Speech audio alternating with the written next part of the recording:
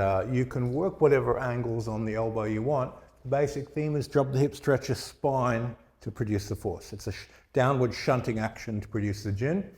If you give me the force really fast, I have to sink really fast inside my body.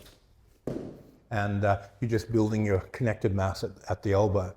Martially, you're going to be catching, drawing the person in, and then driving the elbow through as a strike. It's basically, we train it the same as rebounding for the most part.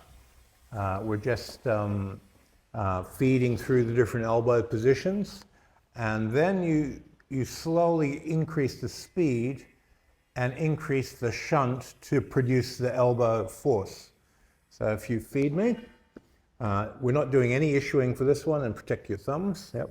So he puts the force in, I drive my elbow stretch down to his base, and then I stretch out. Then he puts his body weight on my elbow, and then I'm basically dropping onto my chair and stretching, and driving that force out.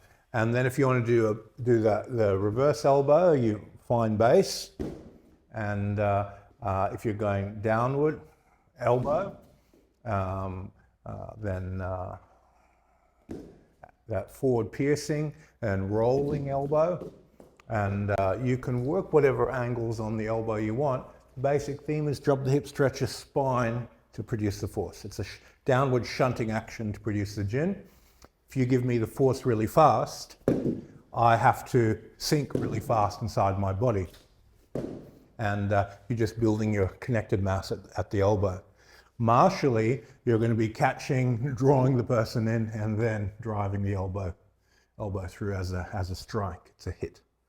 It's not like the other energies where you're touching and bouncing, like you're slicing through the person with the elbow. It's a shock energy. Okay, have a play. Just rebounding through the elbow. Nice clean drop.